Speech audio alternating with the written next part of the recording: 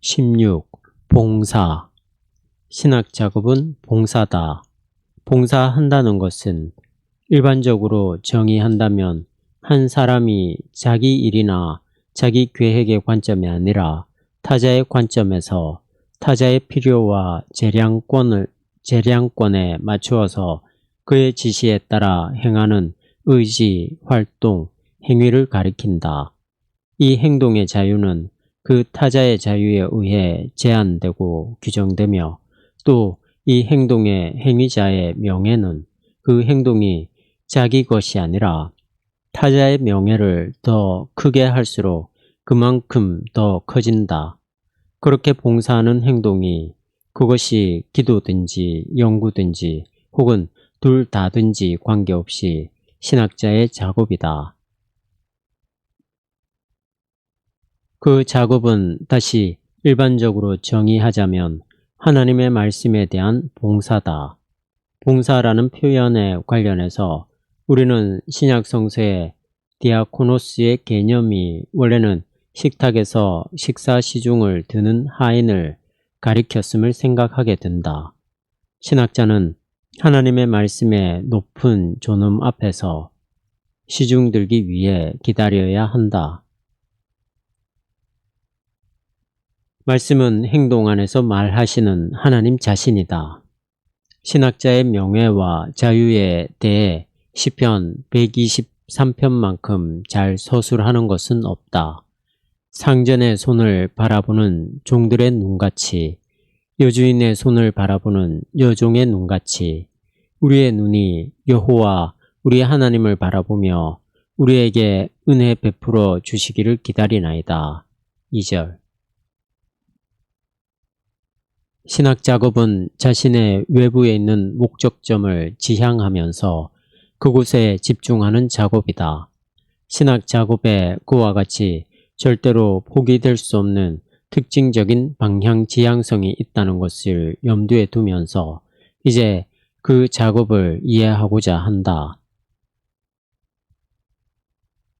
칼뱅의 유명한 교회적 직무의 분류에서 봉사는 마지막 넷째 자리에 위치하며 그 내용은 공동체의 가난한 자와 병든 자를 돌보는 것만 겨우 서술한다.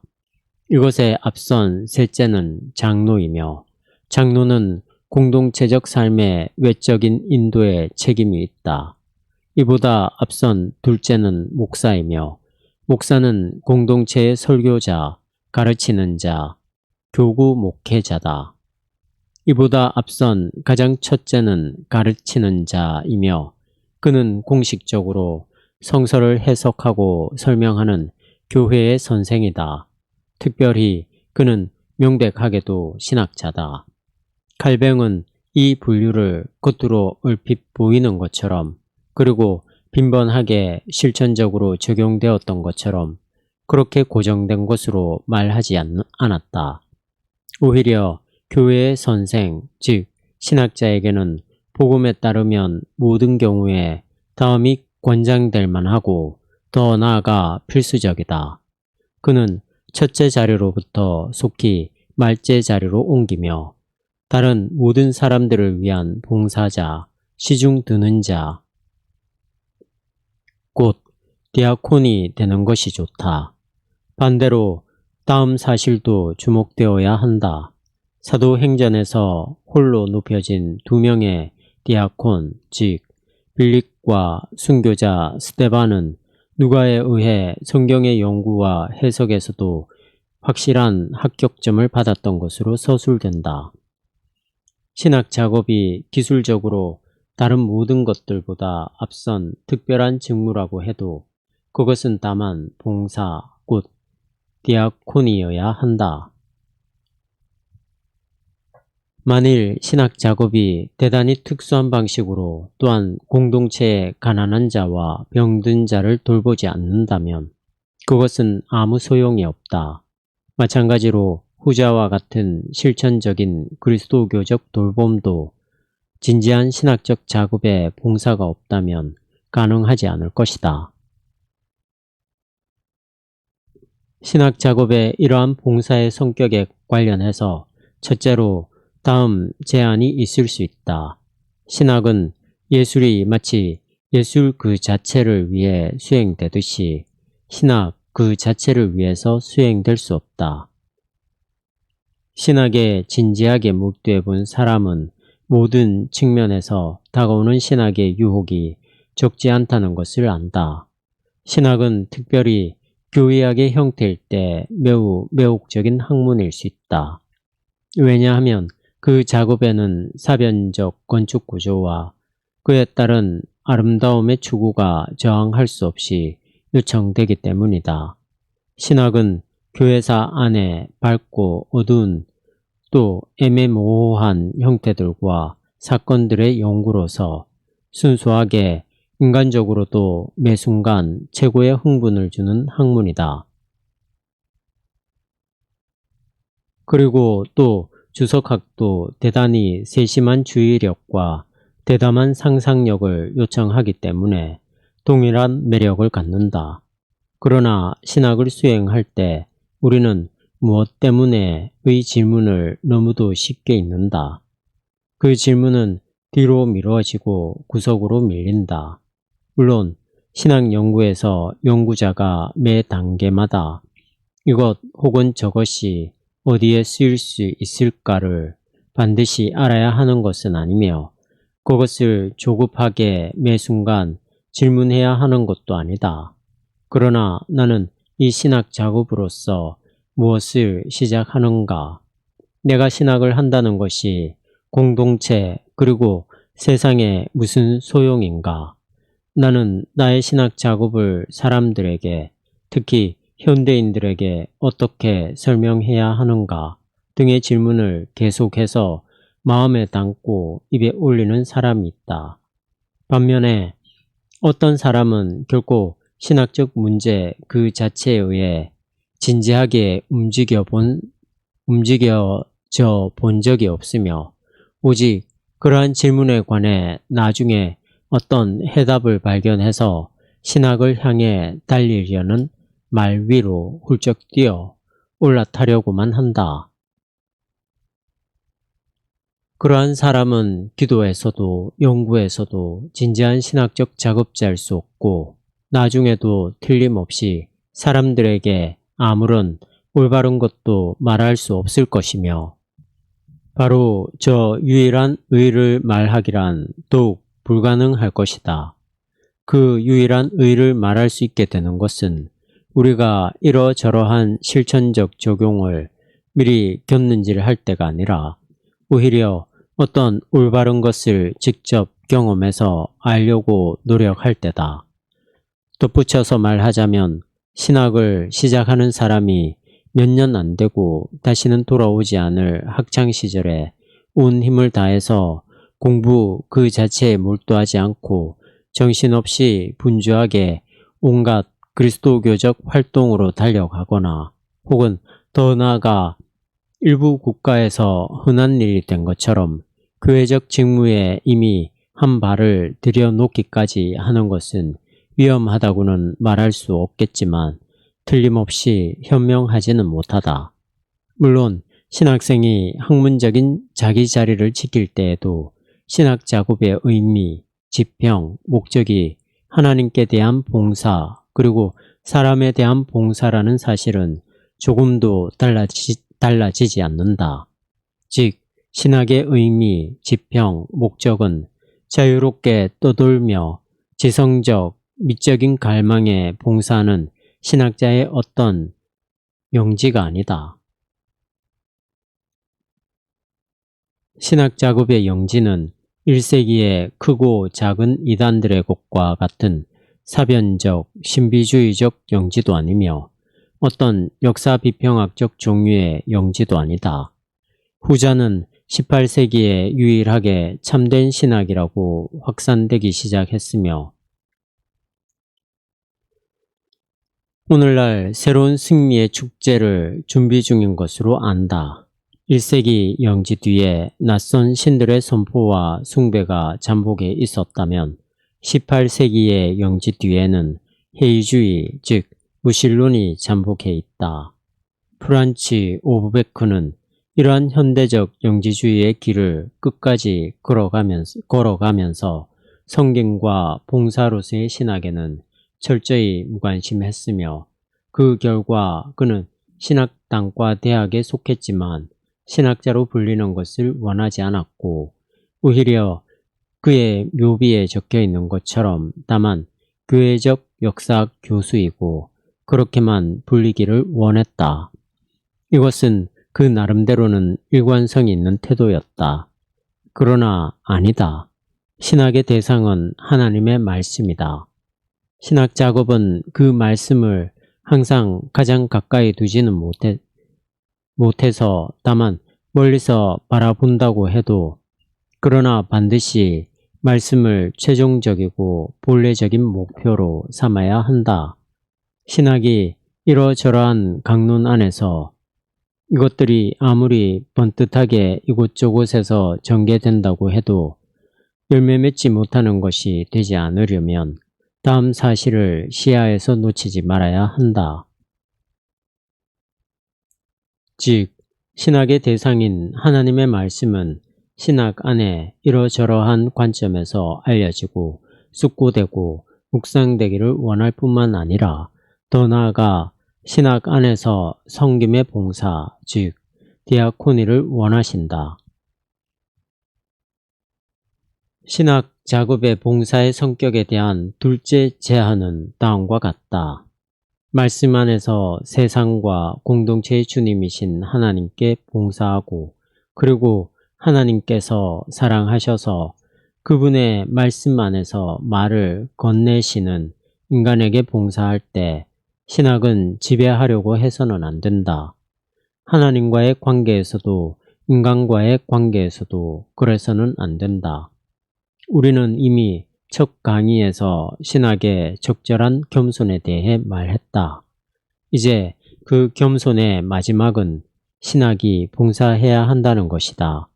봉사한다는 것은 신학 작업이 당연히 그리고 마땅히 냉철한 자의식 안에서 수행되어야 한다는 사실을 배제하지 않으며 오히려 포함한다.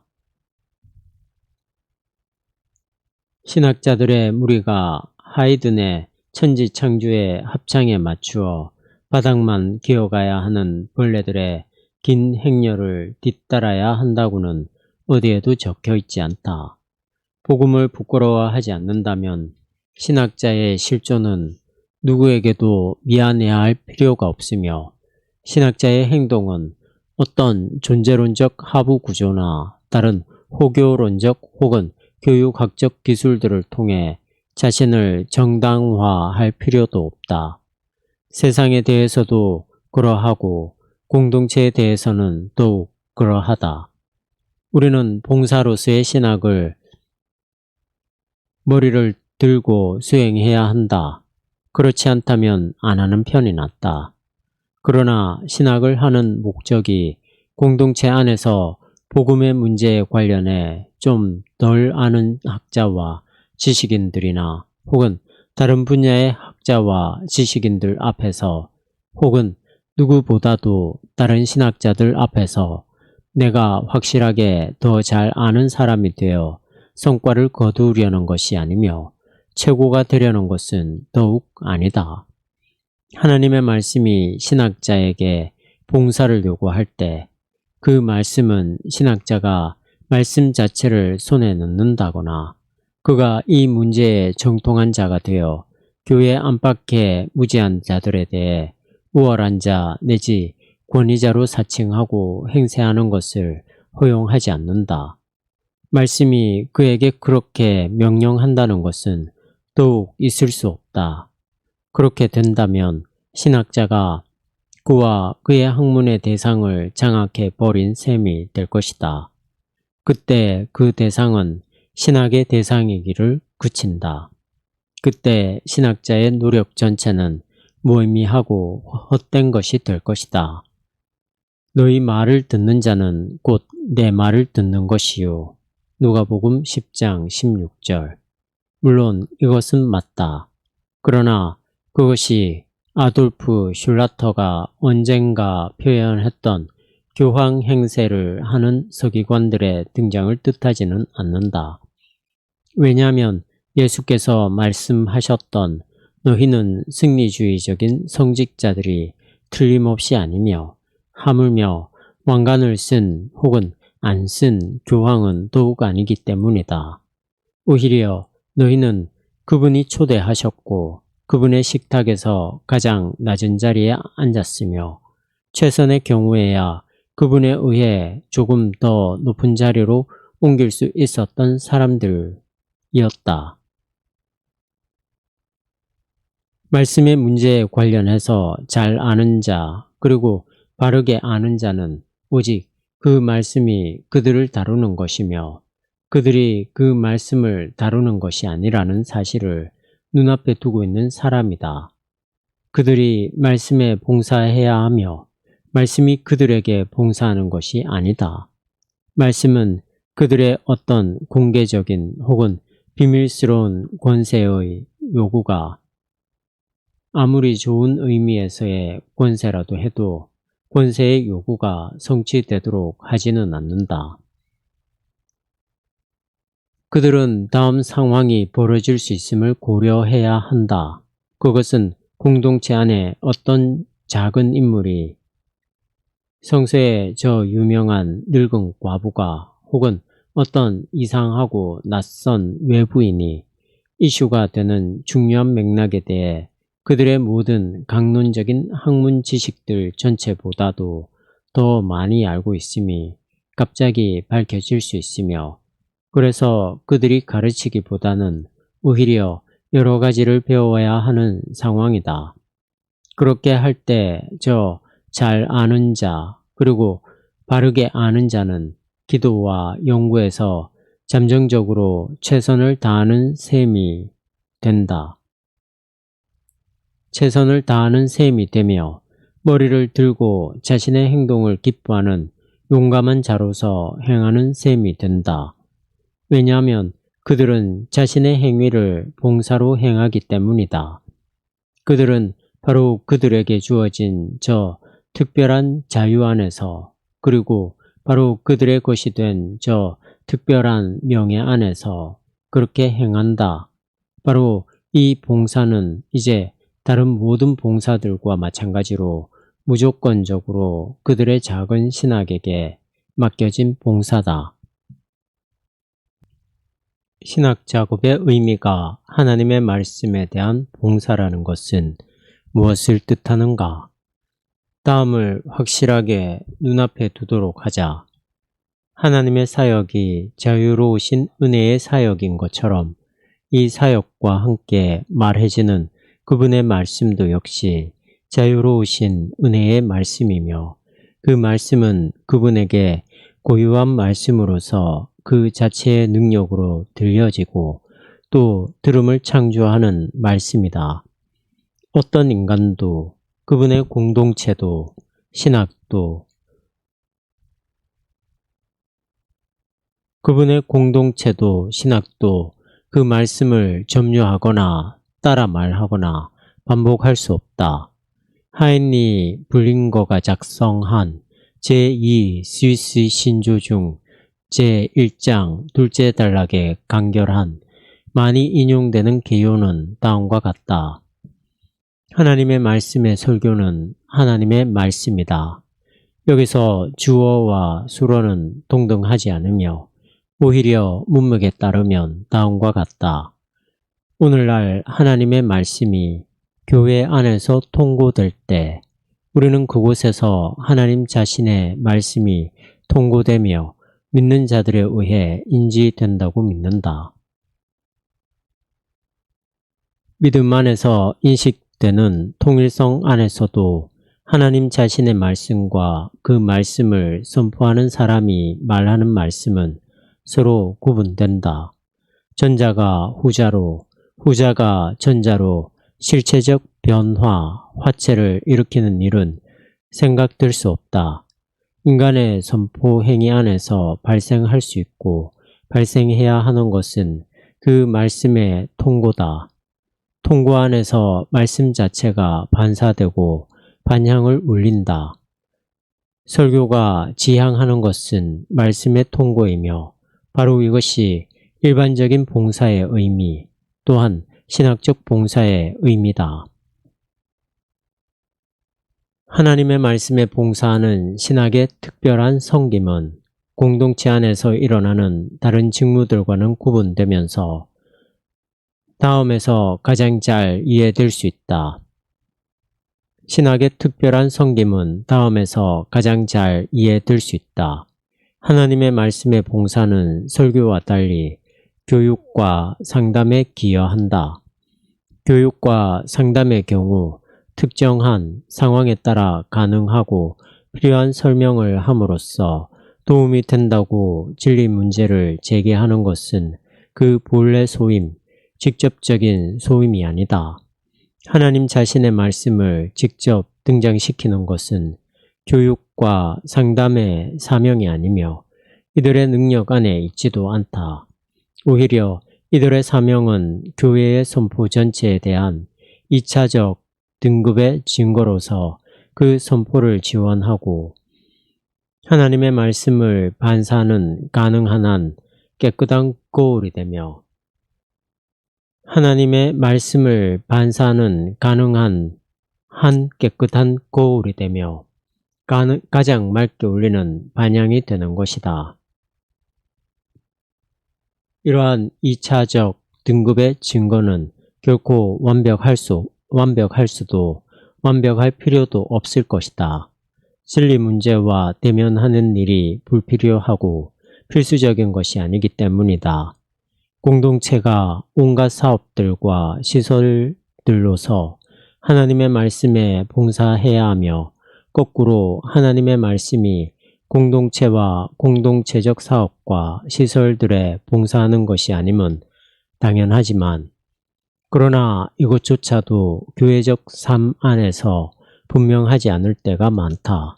그래서 신학은 지속적으로 다양한 목소리를 통해 공동체를 깨워 이 점을 기억하도록 해야 한다. 교회의 선포가 신구약 성서의 증거에 근거해야 한다는 사실은 근본적으로 인정되어야 할 뿐만 아니라 항상 실천적 효력도 가져야 한다. 그러나 이 점도 실제로는 분명하지 않을 때가 많다.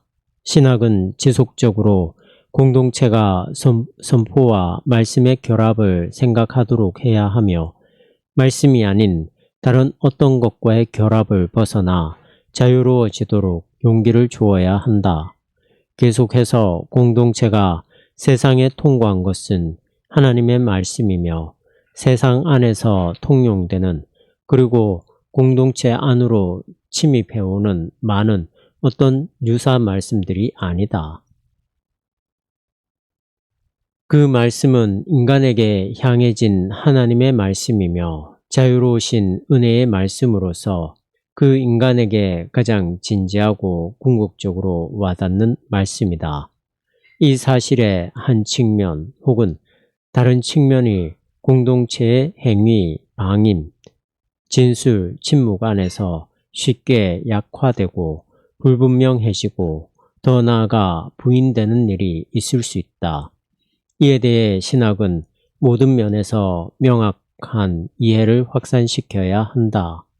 공동체의 하나님의 말씀의 선포는 그 말씀이 이스라엘과 예수 그리스도의 역사 안에서 하나님께서 선언하신 것임을 명확하고 명시적으로 이해하고 또 표현해야 한다. 그렇지 못할 때 공동체의 선포는 중심과 윤곽을 잃게 된다. 신학은 선포가 그 말씀에 집중하도록 그리고 전체적으로 바로 그 구체적인 말씀을 언어로 표현할 수 있도록 지원해야 한다. 교회적 선포가 정규적 선포이려고 한다면 우리가 앞에서 자주 언급했던 경사 큰 높낮이 안에서 진행되어야 한다. 이것은 위에서 아래로의 낙차, 하나님의 밝은 생명으로부터 집합적, 개인적 인류 삶의 어둠과 여명 안으로 기울어진 낙차다. 신학은 이 운동을 모범적으로 보여주어야 하며 공동체에게 그 운동이 믿음의 지성의 법칙과 자유임을 각인시키고 기꺼이 수용하도록 만들어야 한다. 교회의 선포는 한편으로 자신의 주제의 지나친 다양성과 건강하지 못한 확장성 때문에, 다른 한편으로는 마찬가지로 건강하지 못한 일면성과 협소성 때문에 병이 들 수 있다. 한편으로 자유주의적 이완과 분산이, 다른 한편으로 교단적 성서문자주의적 혹은 제의적인 융통성 없음과 협소성이 위협한다. 신학은 이쪽 혹은 저쪽의 위협에 반해, 보통은 동시에 함께오는 양쪽의 위협에 반해 집중과 개방을 권고해야 한다.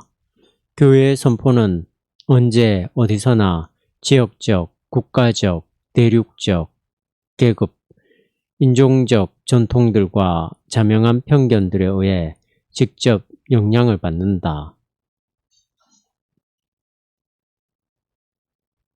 우연적, 자의적이고 순수한 개인적 편견의 상황은 말할 필요도 없다.